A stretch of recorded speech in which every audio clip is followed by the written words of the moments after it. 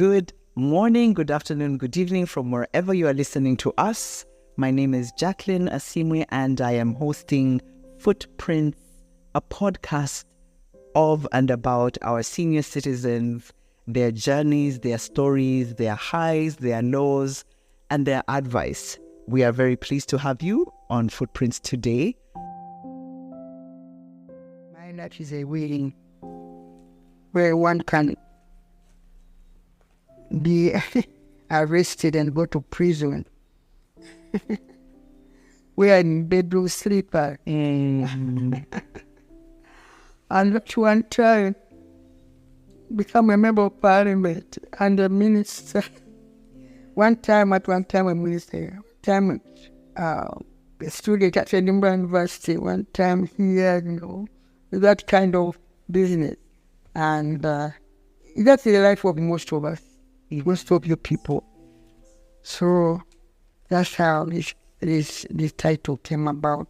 But they've managed to that booklet, I think, is in the city, in the my bedroom somewhere. And they looked it up in the internet, on the internet. Actually, an anonymous writer. They can't easily remember. The dark threads are as needful in the weaver's skillful hand as the threads of gold and silver in the pattern of as he has planned. So this is I'll make it a bookmark. Yeah. You said that you've also served women's organizations. Yes. I served in the women's organization. I took to the pleasure in working with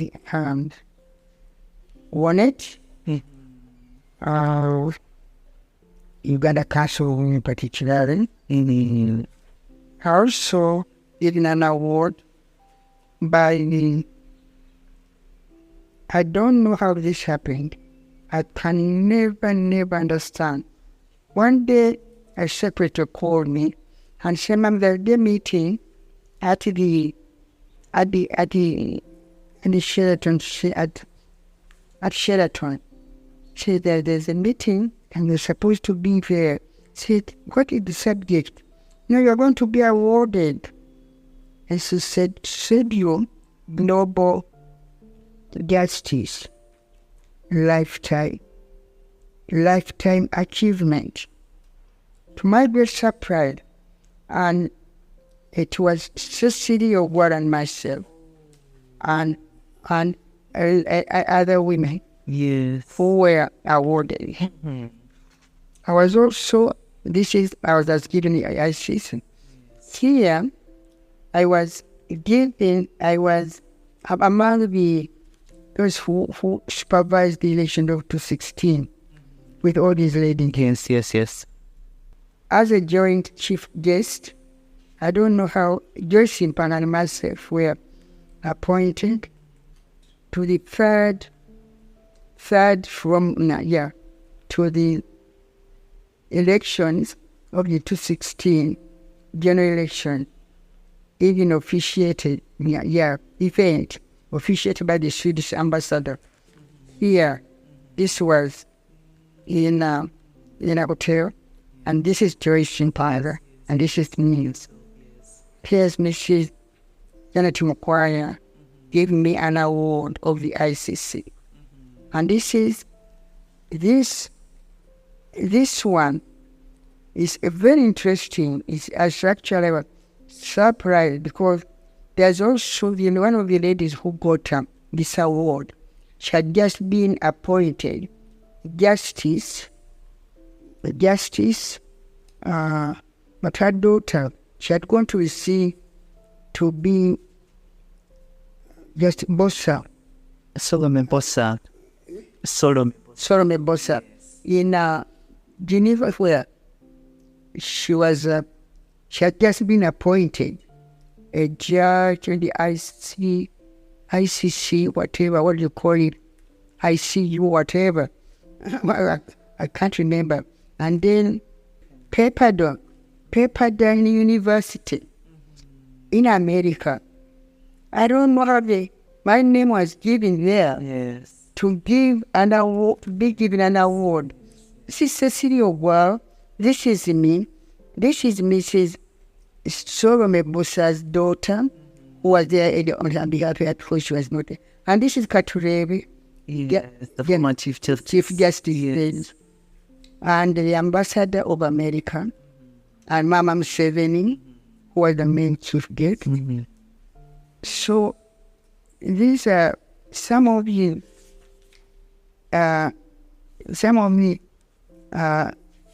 things which are extremely interesting for me, because this is I was signing the Constitution here. Each one was signing. It is two gentlemen there, and they'll take a photograph, and they'll give you the photograph afterwards. And here, this is the Committee 5. During the Constitutional Assembly, yes, we had 5 committees. We were Committee 5. And I think Rhoda Kalema was our chairman. And here again, this is Mukwaya here, and I'm standing there. This was Committee 5. And Wapa Kaburo stood, who was the chairman, stood with each committee as they took the photograph. So after standing with us, we stood with Committee 1, Committee 2, Committee 3. And here, I took up in Kivoga to build Uweso, to build up Uweso. And the Uweso allowed us to start an organization. I'll give you, actually, I'll be able to, remind me, I'll give you a copy of who started. It's a booklet of Uweso. So here, this lady, I had met her in Canada, Miss Boyd, Rosalind Boyd, and she took interest when she visited Uganda soon after me visiting Canada. And after I actually had resigned from Parliament, from even not a minister, she came to Kivoga. She decided to come to Kivoga. And I took her to see the bricks were. These are the bricks we were building. Woso, Kivoga Woso, Yes. Woso, which was being started by Nisizama 7. Yeah. So my daughter was there. The way she took in several pictures. Not so many, but then you managed to get important pictures. This was Prime Minister Chifka had visited Kivoga, and these were members of the committee of the primary school, which was being built. Kalema had attended this primary school, this one, up to P4. The classes were going as far as P4. Now it's being built up, and Dr. Chifka had come to visit he had offered Mabati to see that it build a better school. And here I started the International Women's Day. I was rotating it year after year. And here the women were marching. Marching. So after I wanted the women to know about the International Women's Day. I managed to get her history. In fact, I have the history here somewhere. How it started in Sweden, in Europe, where it started. And I thought this Women's Day started to be celebrated here in 1980 something. The 1980s. That's when it started. And for me, I rotated it each year. I was sitting in my book. Each year we'll go to a different sub-county. Here we were in Bukomero, another time we were in Itubuka, another time we were in the Butemba near Kafu, another time we were in Itwetwe, and then I would call guests. One day I called Victoria Sectorial to be the chief guest. I would call chief guests from Kampala to come, so that the women it had been taken or continued. Up to now, many women would know what the International Women's Day is about. So this is just a picture of what, a little picture of what happened. And also, anyway, that is one of the interesting things. What I believe in is to see that the women, at the time I was there, I was able to see that the women in Kivuga get associated, come to know, shape what women's days like, not just going to catch to dance and what not, and sure nobody dancing. So that I will tell them about the history of the Women's Day. Without my knowledge at all, some universities too, or the Budonians in certain city for university decided to call the Women's Day in Bodo Rhoda Kalema lecture. There's a Rhoda Kalema lecture. She's 509. I gave the first lecture in 2007.